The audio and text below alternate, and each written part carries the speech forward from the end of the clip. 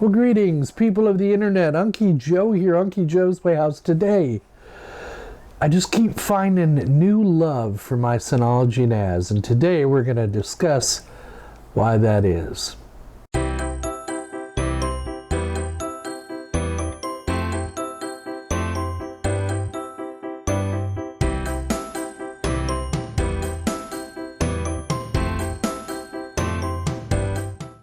Now, a special shout out to Sasha again in the UK at Blue Telecoms. Man, without your gracious donation, I would not have fallen quite as in love with Synology as I have. So the Synology NAS I'm referring to today is that Synology flash station, the FS-1018, and we'll pop some information up here on the screen right now about that. So again, Sasha sent this to me about a year ago. Initially, he was just going to loan it to me and wanted it back. I went to get a return date, and he said, no, just keep it, enjoy it, and keep, our blessings upon you. So you can see the specs on this NAS. It's not a slouch at all. It has a Intel Pentium D processor, or Xeon D processor. It's a good unit. So the goal with this Synology NAS is to try to take all the virtual machines that I run. Namely, I run a Windows Server 2019 as a virtual machine. I run a free PBX to run my phone system. And then I've got a Windows 7 machine that helps me connect with the older iDRAC controllers using an older version of Internet Explorer.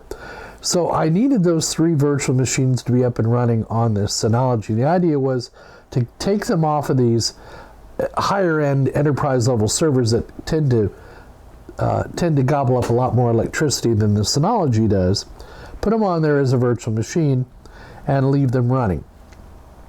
They would also have the ability to connect to fast SSD storage, and therefore they'd boot up. The boot times would be fast and speedy and whatnot. Now, this is not going to be a soup to nuts video on how to set up virtual machines on Synology. But if you want to follow along with me, that's fine. I could have tried to take the virtual machines I had off of Hyper-V and convert them to Synology, but I'd rather set up a virtual machine from scratch to kind of give you an idea of the steps involved in setting it up on the Synology Virtual Machine Manager. Now, one of the things about Synology Virtual Machine Manager is that you have to assign the RAM that you're going to assign to it when you set up the machine. In other words, I can't tell it initially use 2 gig of RAM, but it has 4 gig available. It doesn't have the flexibility like you would on something like ESXi, VMware's ESXi, or even Hyper-V, where you can kind of over allocate RAM, start the virtual machine up. So you need to keep that in mind if you're going to set up a virtual machine on Synology. If you're going to give it 4 gig of RAM, it's going to give it 4 gig of RAM all the time it's up and running. So keep that in mind when you're trying to size your NAS properly for the amount of RAM you have on it. All right, so I'm on the FS-1018, Erebor as we have called it. And what I want to do is create a Windows Server 2019 virtual machine. The plans are to upgrade the RAM on this unit. Right now, it only has about 8 gig of RAM in it, but we're going to go ahead and see if we can't get our virtual machine set up anyway. So I'm going to come over here. I've already installed Virtual Machine Manager. Create Microsoft Windows, RAID F1, we'll call it 2019-01, 2 CPUs, 4 gig of RAM. Okay, automatically switch. We're going to do a 50 gigabyte hard drive, default VM, and now we're going to browse to Scratch ISO, and there's the Win ISO. Additional ISO file is going to be Synology VMM guest tools, so that's fine. Auto start is no. Legacy BIOS recommended, so we're going to leave it at that. Virtual USB controller, we'll leave it disabled. Click on next. Now, assign power management permissions. So, domain users, we're going to allow the administrator. We're going to allow Jay Straley to be power managers on this. Let's see. So, Erebor 2019-01, default VM network. This should work. Click on done. And it should create the virtual machine. So now I should be able to, let's see, it's got everything created here, right? So I should be able to power on this virtual machine and then connect to it. And bingo, the install is running. Yay. So you've seen me install Windows Server 2019, but we're going to go ahead and I'm going to take you along for the ride.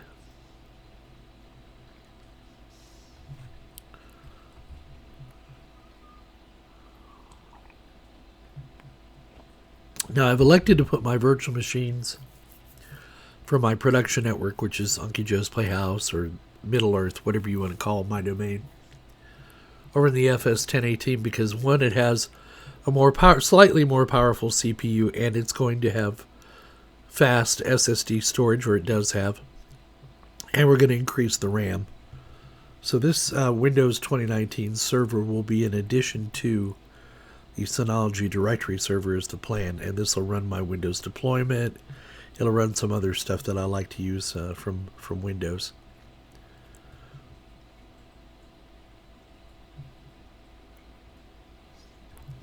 You know, I've had this, thanks to Sasha over in the UK at Blue Telecoms, I've had this machine for over a year now. I've really never put it through its paces or put it to its full potential. So we're going to do that. Going to start putting this thing to its full potential. So I'm going to click install now. We'll get the install started, and then I'll stop recording, finish the install, and then show you the supplemental setup we need to do, the drivers and whatnot. Okay, I'm going to do Windows 2019 Server Standard Desktop.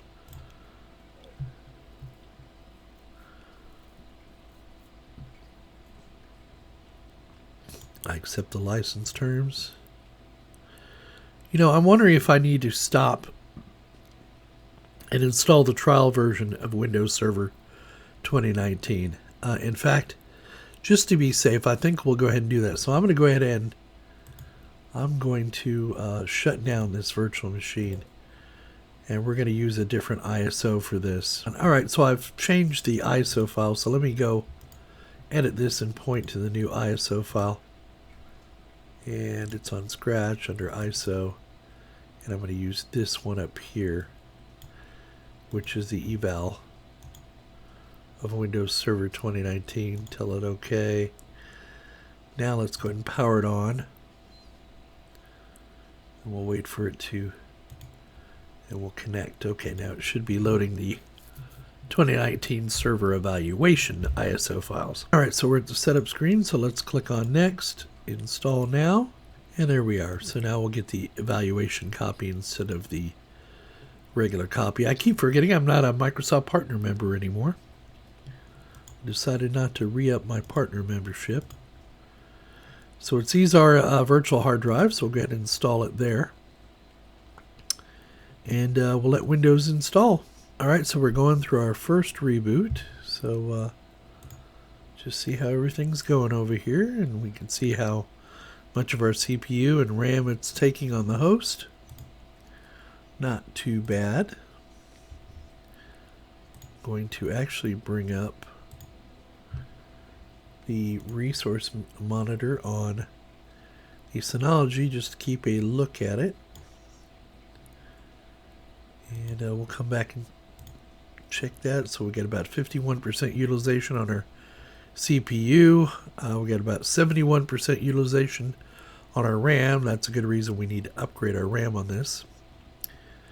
And our volume and LUN usage is not too bad. I like the way they kind of color code this now.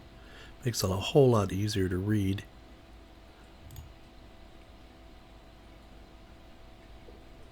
Let's flip back and forth here. Now, I don't have some of the advanced features of the Virtual Machine Manager because I haven't enabled the Pro 30-day license, nor am I going to. This is just kind of to get my feet wet with virtual machines again with Synology and see how it's going to perform. This 2019 machine will not have to do much. I'm going to end up putting LAN sweeper on here running as a program to monitor my network. Probably things like Windows deployment services on here, just to make it easier for me to deploy machines, that kind of thing. I don't need it as a domain controller anymore, or I won't need a domain controller once I switch over to Synology directory server. So the hope is that this thing can just run some ancillary functions I may need. Again, I'm trying to consolidate all my virtual machines, all of my machines that I need, into a couple of units to save power and whatnot.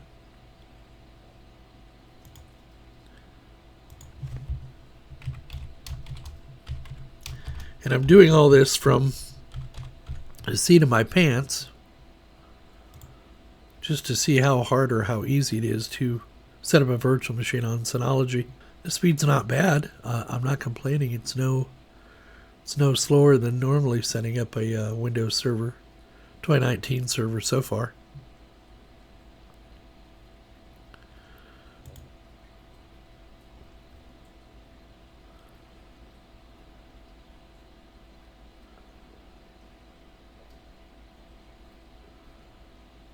There you can see we've got our eval version. I'm going to turn off the Windows Admin Center notifications. So a couple of things I want to do is, first I want to go set my time zone.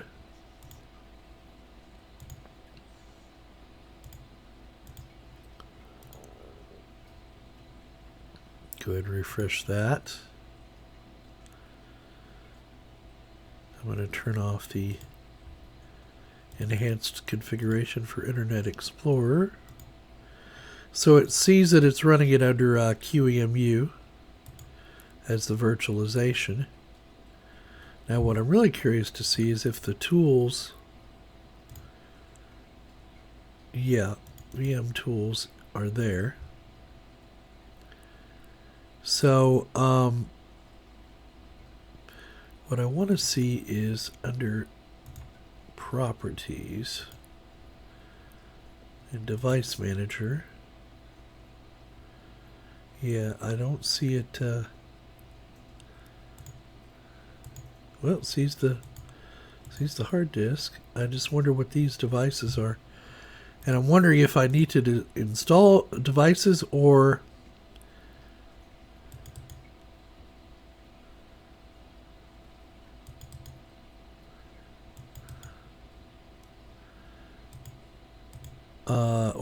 just run the VM guest tool.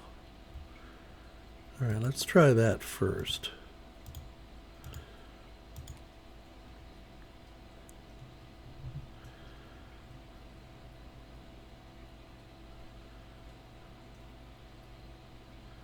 Here we go, serial driver, balloon, memory balloon driver, vert IO SCSI. So it looks like it's installing all the drivers I need. And it's starting the QEMU service, and it wants me to restart. So I'll go ahead and let it restart. And I did see the IP pop up for a minute, so I bet you it has installed the guest tools. So this is very, very similar to Proxmox and to what Unraid use for the virtualization. They've got the same kind of feel to it.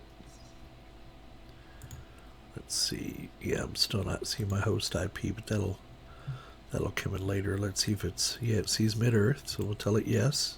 Now I'm going to go ahead and open File Explorer. Go to this PC and Properties and see if it's detected all the devices. And it appears to have done that. So there's our Synology, there's our display adapters, processors, 2 of them, network adapters, there it is. That all appears to be working. And if we come here under, I'm not seeing the IP address.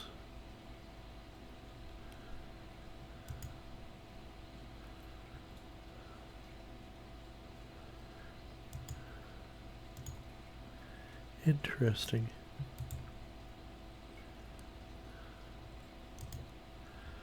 I don't see, it says guest agent not running, not installed. But I think it is. Well, we'll give it a few minutes to update that. But it looks like we can go here to services. And we can see if the guest agent is running. I don't know whether it calls it Synology. There it is, QEMU guest. Yeah, see? They're both running.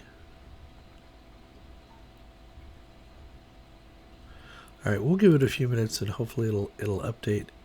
I am going to go out and change the computer name, which is going to cause it to reboot, but that's alright.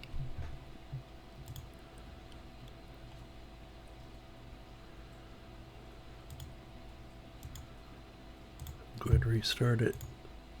Yeah, it did finally see that the guest agent was running. So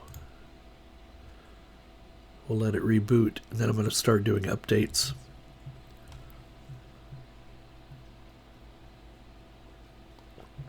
Well, to me it seems as fast as if it were, actually it's a bit faster than if it was on a physical machine. You know, my servers take forever to boot, the Dells and the IBMs, so this seems a lot speedier.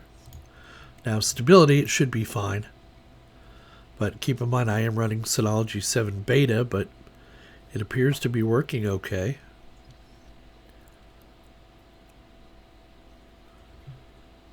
And this will be the last time I bring up the server manager. So we'll go over here to manage and tell it not to bring that screen up anymore. Now, before I do any other updates, I'm going to go out to Night and I'm going to get some software on here that I always use. So we'll go to Night.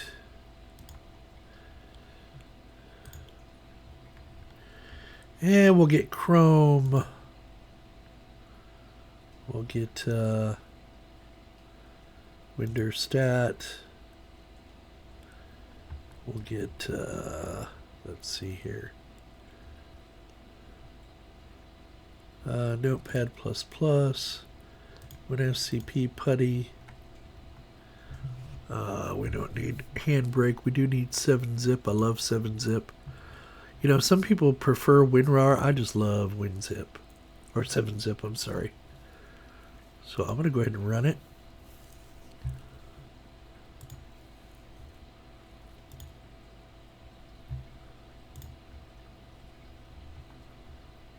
Now, it still isn't showing that the guest agent is running, but we'll give that a few minutes to come back and check it. But it seems, I don't know how it seems to y'all on that end, but it seems pretty speedy to me.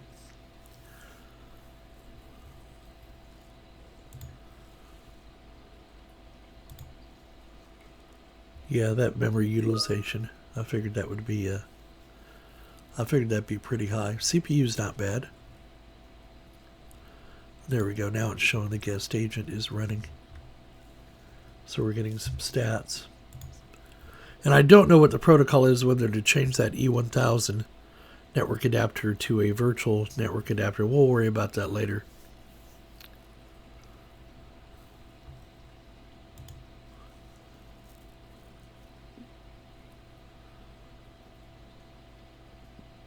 Cool.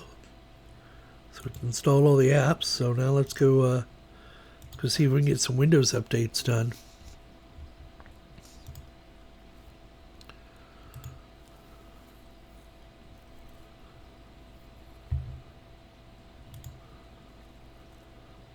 And there it goes. All right, so I'm going to get all the Windows updates done, and we'll come back. All right, so here we are. We've got all the updates done, and actually I'm connected remotely and through RDP, I should say. And as you can see, it's more than zippy. I've got a Intel Pentium D1508 2.2 gigahertz on that Synology NAS. I've assigned 2 gig of RAM, 4 gig of RAM to this. And if I go under Device Manager, you can see all my devices are accounted for. My display adapter is in there. Let's see, I've got my network adapter is now the Red Hat Vert IO. I've got 2 processors assigned to this unit. I got some USB stuff in there, my storage controllers, and everything appears to be working well. Yep, I can see my files. I can see this PC. I've got all my applications installed on there that I told Ninite to install. And the thing seems to be running just fine. So now the trick is to get some applications moved over to this and make this thing one of my daily driver machines for apps that need to run under Windows Server 2019. So I'll just come back here quickly to the NAS, show you that. And as you can see, we've got about 8% of the host CPU, and we've got about 4 gig out of 8 gig of RAM in use, and yeah, it seems to be handling the load just fine. Synology has never blinked once. I haven't had any error messages. Now keep in mind, this is a beta version of the Synology NAS version 7, so I'm taking a chance putting it into a production environment. This may not be something you want to do, but I'm just showing it can be done, and now I've got a Windows Server machine running on here. Now the next thing I'm going to try to do is put a Windows 7 virtual machine on here, because I have some specialized needs for a machine running Windows 7, and that is mainly to enable me to run an older version of Internet Explorer and an older version of Java that is compatible with my older Dell servers, namely my R710s and my IBM 3650s. So let's see if I can get a Windows 7 virtual machine up and running. Alright, so let's see if we can't get a Windows 7 virtual machine up and running. So I'm going to create one. It's going to be Microsoft Windows. We're going to put it on Erebor, and we're going to call this just Win 7. And we're going to give it 2 CPUs and 2 gig of RAM. That should be fine. We'll go ahead and give it another 50 gigabyte hard drive, and it's going to automatically switch the disk controller once the Synology guest tools are installed. And I hope they're going to work on version 7 of Windows. I hope we'll get lucky. Click on Next here. Okay, so we're going to browse to our Windows 7 ISO file, which is under Scratch ISO, and then I have a Windows 7 Ultimate CD here, so we'll select that. Synology guest tools, legacy BIOS, keyboard layout as default, virtual USB controller disabled. Click on Next. I want to give the administrator and Adama and Jay Straley access. So hopefully, once we're done here, we should be able to power the unit on. We should be able to connect now, and we might get lucky. Now this version of Windows 7 should prompt us. Even though it says Ultimate, I think it'll prompt you for Pro or Home.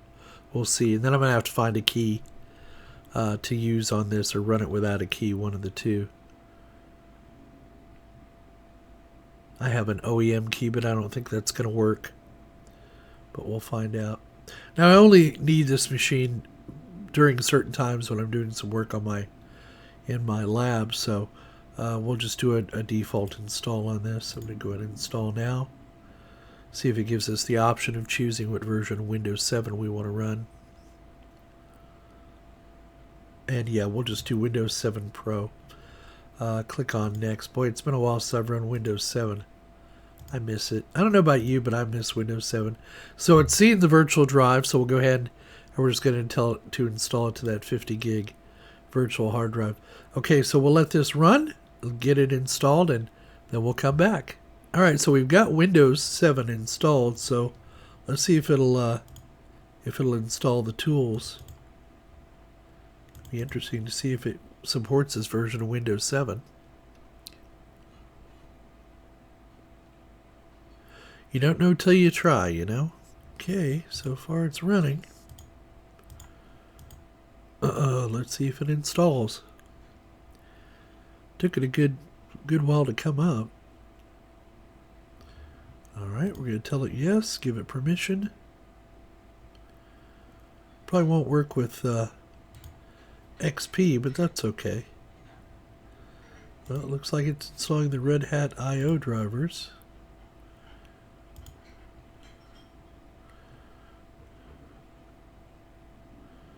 So far so good. Let's click on finish. Let's let it reboot. And then you're probably wondering, well, Joe, how do you do updates on Windows 7? Well, there is still a way. You can go and use a program called the Wsus Offline Updater, and it will go out and it will get all the updates it can find for Windows 7, put them into a ISO file, and you can install them all at one time. So first we'll see if everything comes up all right.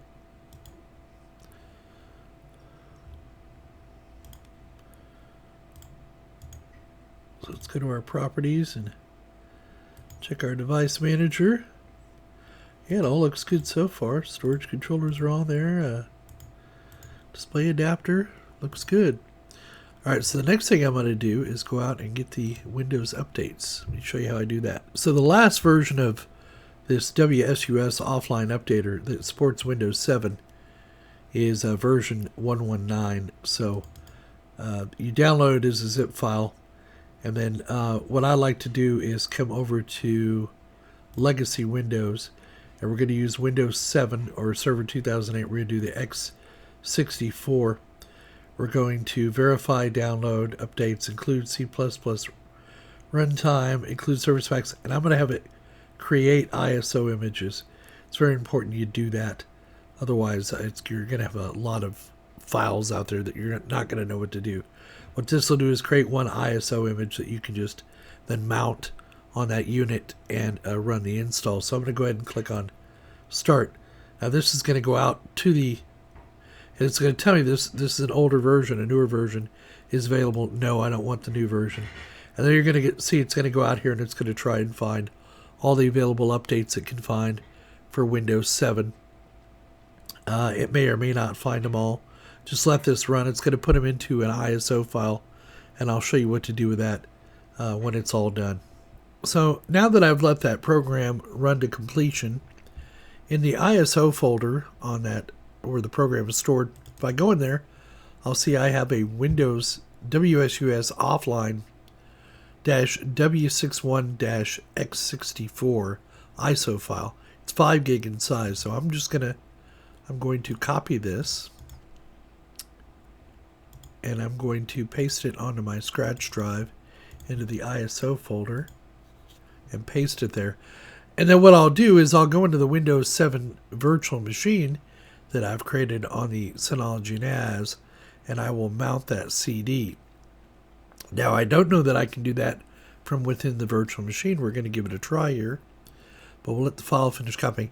And then what I can do is just simply mount this ISO as a drive. So I think what I'll need to do is go ahead and shut down the machine, and then come over to the Synology Flash Station, wait till it's powered off, and then we'll right click on it and go to Edit. We should be able to come here to Others and go for additional ISO file. We'll browse to that scratch drive ISO directory, and we'll go ahead and mount this Wsus offline. Let's tell it OK. So now when we power on this machine, and then connect to it,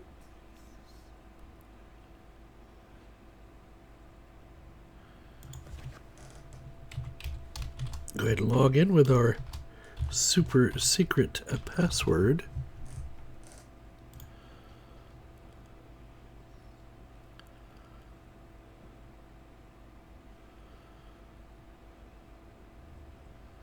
Then come down here to our File Explorer, and we should see it as a drive. So now if we double click on it, we can run Update Installer,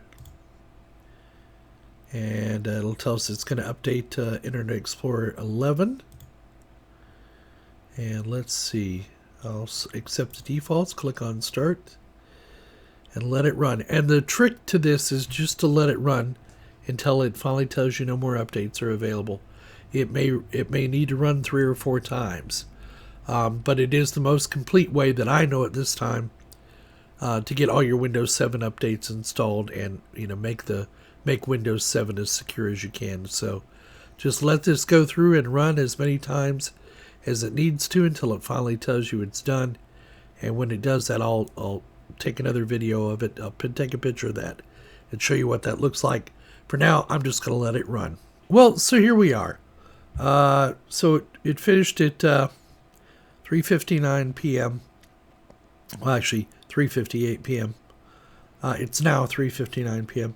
So it looks like all the updates are done. So I should have an up-to-date as possible Windows 7, and I can start doing some other things like putting the version of Java I'm going to need on here. It is prompting me to activate Windows 7.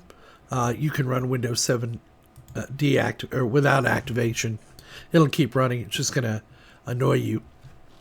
But my proof of concept is great now. I've got 2 virtual machines that are much needed up and running on my Synology FS-1018. They're running well. It seems to be taking the load just fine. I've got one more virtual machine I want to run on here, and that is a PBX system. So I'm going to set that up from scratch. I'm not going to do that in this video, but I'm going to install free PBX from scratch, and then I'm going to migrate my settings over from my PBX that is running currently on my Dell R720.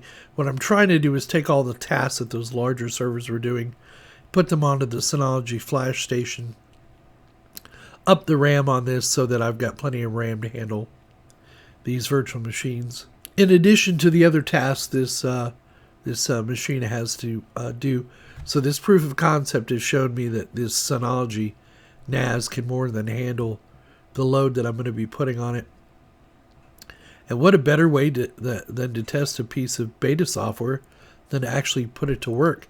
And keep in mind, it's still running my Docker containers. I've got a unified controller running out here. I also have a Pi-hole server. It's not currently running. Plus, it's providing some iSCSI storage for my some LUNs for my Dells, and providing storage for that. You can see the Dell 720s connected, and I've got a couple of storage targets ready for other servers to connect to. And as we move on with our lab series, they'll be using the shared storage on this Synology flash station. And then on my DS918 Plus, I'm running applications like the mail server, office server, that kind of thing, as I've shown in previous videos. The only problem is I only had 8 gig of RAM on this Synology FS-1018. So I went ahead and purchased some a RAM upgrade to, I wanted to take it to 32, but when I priced the 32 gig RAM upgrade, it was about $169, and I decided that was a little outside my budget.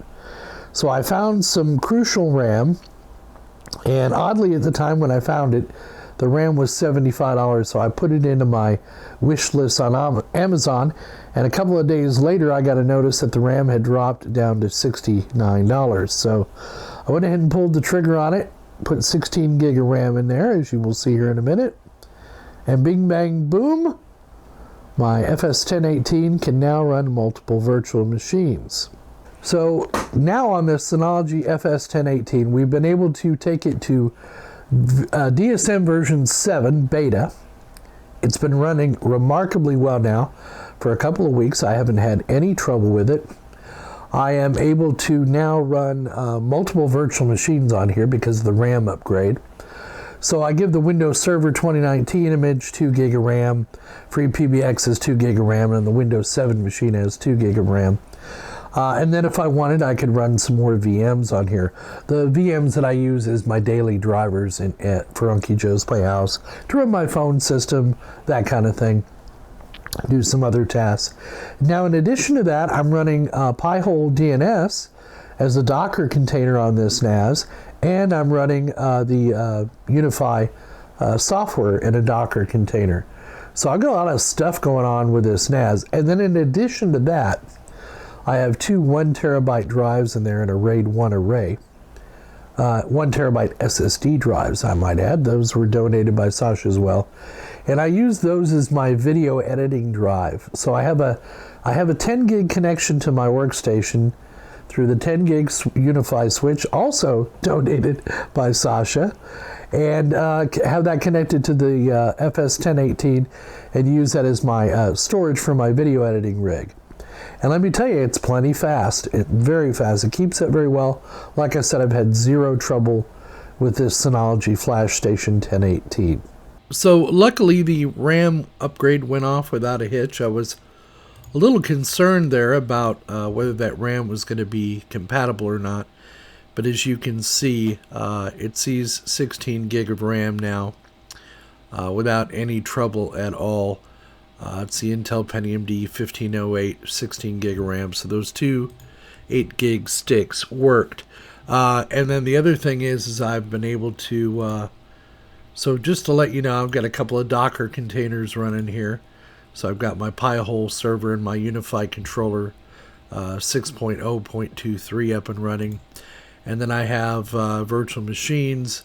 I have all three of my virtual machines now running. I have my Windows Server 2019 running. I have free PBX 15. I went ahead and loaded that from scratch. Had no issues at all, and including loading the guest drivers for the Synology, I should say. And I've got my Windows 7 virtual machine up and running, so I can run the older Java programs under Internet Explorer 11 and still have all the functions of my iDRAC 6 controllers and my IMM adapter on my IBM server. So winner, winner, chicken dinner. Now that is not the only Synology NAS I have at Unky Joe's Playhouse. I also have the DS918 Plus.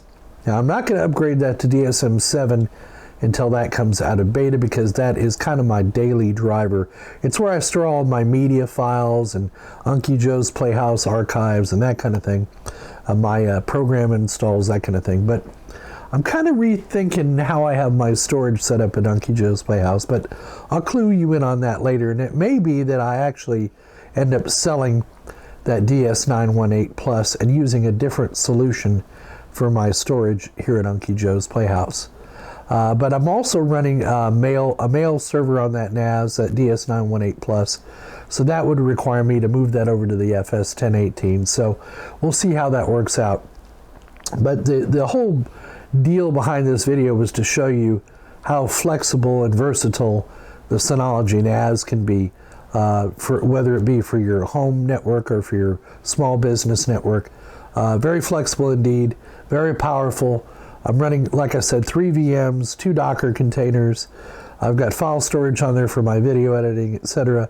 It's running DSM-7, and it hasn't missed a beat. So now keep in mind your mileage might vary, and I did have to do a little research to find the correct RAM to use for this Synology, and I'll go ahead and I'll put a link to that RAM down below in the notes or in the description, so that if you're facing the same issue I have, or I was, in finding RAM, you'll be able to locate it fairly easily. So there you go. We hope to find the video entertaining and informative. As always, please smash that like button if you liked the video. Leave your comments down in the comments section. Donate if you're so inclined. We take PayPal, Patreon, and the YouTube join function. And your gracious donations help to keep the channel going. And for all of you that do donate on Patreon or PayPal or any other means, you'll start seeing at the end or the beginning of next month, in our end credits, we will be giving a shout out to all the people that have donated to the channel over the time. And if you can't donate, don't feel bad. Don't feel that you have to watch our content. We're glad to have you here. Also, if you're not a subscriber, please subscribe to our channel. We're trying to hit 10,000 subs by June. It'd be a nice little milestone to meet. And please, don't forget, come back and see us again. And then we'll see you on the other side.